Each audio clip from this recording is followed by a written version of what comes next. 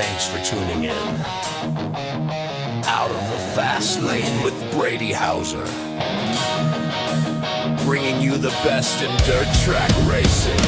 Out of the Fast Lane! Dirt flying high! Out of the Fast Lane! Fire in their eyes! Out of the Fast Lane! Thunder rolling by! Out of the Fast Lane! Where legends never die!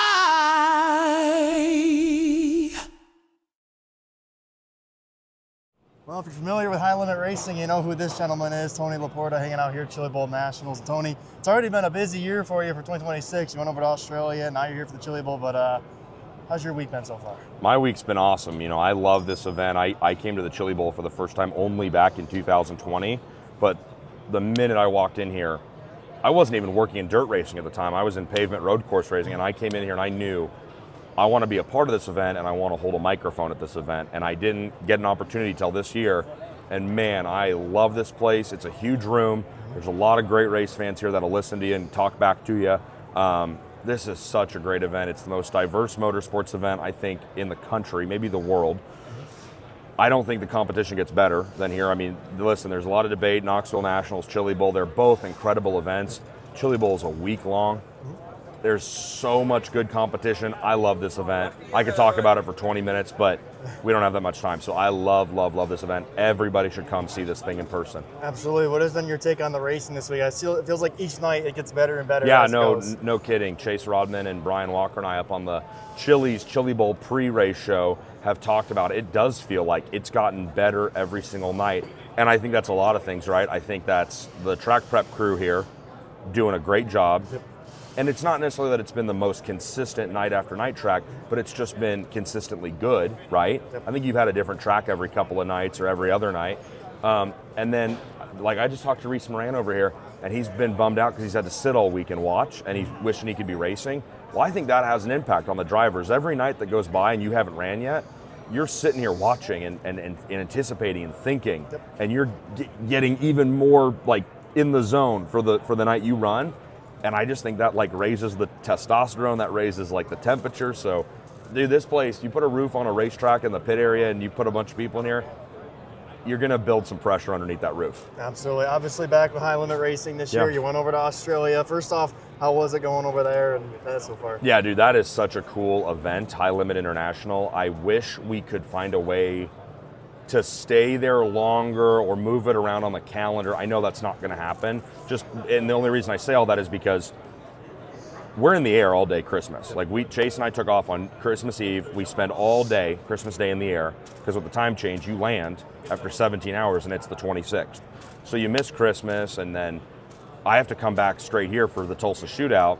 So you're in the air for a ton of time for 3 nights of racing. That is tough for me personally, but once you get there, you sleep a little bit, you shower, and you have something to eat, it's amazing. You land, and it's the middle of their summer. It's the west coast of Australia, which is, like, really similar to the west coast of the US, so it's, like, super comfortable weather. It's never hot, it's never humid. I mean, it's hot, but it's not, like, muggy. The racing's badass. That track, that facility in Perth is incredible. It's a place that everybody should try. I know it's really hard, but everybody should try to get over and see, because what a cool facility. The racing's awesome. The fans over there are serious. They love their sprint cars. That's a very cool event. Absolutely. And then obviously 2026 season, you're going to be busy, I know, because a lot of traveling. You ready to get after it? Yeah, I am. I mean, High Limit's got a lot lined up for 2026. You know, you just look at the schedule alone, and we have a lot more, like, overnight trips than we did the last 2 years, like where we race in one town on Friday night and we got to be in another town Saturday night, or we have like a week in June where it's like Wisconsin and Minnesota and maybe one of the Dakotas, where, I mean, like, for 5 or 6 nights, we're boom, boom, boom, one race, pack it up, get to the next track, and go down the road. I think that's good.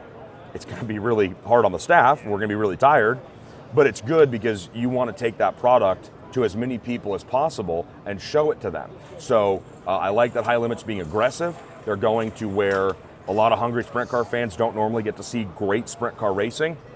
And Brad and Kyle want the racers to succeed, and they want the fans to enjoy it. So yeah, man, if you're not watching high limit racing, I really feel bad for you. Absolutely. Do you like doing the travel? I know it's a lot on everybody, but do you enjoy it? Yeah, I do. I mean, so I didn't grow up in dirt track racing. I grew up in pavement racing. I was a NASCAR addict, and I got into IndyCar. I worked in IndyCar for a couple of years, and the reason I say all that is like I always romanticized dirt track racing. I'm a massive Tony Stewart fan. You read his book, you learn about him, and you realize like dirt track racing is like the last romantic form of motorsports where guys can go and run a lot and win a lot and live on just what they make racing. IndyCar, sports cars, NASCAR, it's not like that anymore. So I grew up reading his book and learning about the overnights and here today and there tomorrow and this kind of car one night and that kind of car the next night. So I love it. I've always wanted to be involved in the traveling circus. It does it wears you down, I'm not gonna lie. Every year I get older, it gets a little bit harder to get out of bed. But man, when you get to go around and go to some fans' home track and put on a show for them where they get to see racing all year and they get that one or two big shows, to be on the infield, to be on the inside of that, dude, it's a blessing. So yeah, it's a grind. It's not always a dream, but it's way better than a normal day job, right? It's way better than punching a clock, sitting at a desk. A lot of people have to do stuff they don't like to come watch us. So I get to do something I love, and it's got a few little hard parts to it, but man, I'm blessed. Absolutely. And lastly, I'll ask, you got a favorite for tomorrow? Obviously, it's a lot of good cars here. Is there a favorite? My pick to win tomorrow night, I think the fans are going to be the winner. Okay. No, that's just a stupid joke I always tell because... But I can't disagree with it. No, I mean, whether you're watching on Flow or you're here in the grandstands, you're going to be entertained. I mean, I don't understand how you could watch this and not think it's incredible. Tony Stewart just was in a press conference earlier here this week and said, this is bigger than Daytona. You know, these races, I mean, you heard Kyle Larson when he got out of the car. He said, this is the biggest effing win of my life. He apologized to NASCAR, he apologized to Daytona, but he said, this is the biggest. And Stewart said that when he won in 2002. This place is massive in the world of motorsports. So I don't have a pick. I hate getting into that. I don't like that we have to make picks on the pre-race show because we've already upset people when we do pick them or we don't pick them. We pick a guy and they don't run well. Well, then the car owner thinks we had something to do with it. Commentators You know, curse. we didn't pick somebody and they got, you know, they thought we were biased and then against them for no reason. So I don't like to pick. I'm not smart enough. I'm not a talent scout. I can't tell you who's going to go. That's the best thing about this event and just racing in general. You can study that track. You can look at it. You can watch what they're doing with the prep and the water, and you can set your car up to run the top or make the bottom work. But at the end of the day, when that green flag flies and the car in front of you doesn't go, well, you got to figure something out, right? So I don't have a pick. Listen, Larson's always amazing. Bell looks great, but like other team, look at Matt Wood Racing. Look at Alex Bowman Racing. They've locked 2 cars in for the first time ever. So I'm dancing around it. I don't have a pick. I don't like to make picks. I'm just excited to watch the racing. Well, I appreciate you chatting with me and have fun the rest of the week. Thanks so much, man. I appreciate you having me on.